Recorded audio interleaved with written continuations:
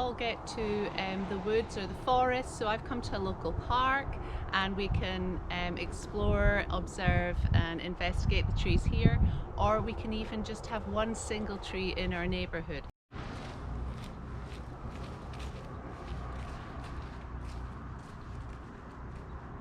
I found a silver birch and I love silver birch. It takes me back to my childhood. This was my first love affair with nature, where the silver birches in my back garden. I would climb up them and just take me into a new world, a different world, a magical world. So silver birches are probably my most ever favourite trees. So I'm gonna do some play with the silver birches today.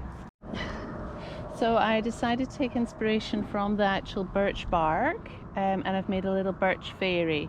So I'm just playing about with little ideas for her and working with the colours that I'm seeing, that I'm finding with the leaves. So I'm just experimenting just now. Now we were talking about movement, so the next stage I'm going to get a bit of movement in here. So I'm going to use some chalks like before. And if you look up at the tree just now, look up at the silver birch. We want to catch this beautiful movement when the wind blows.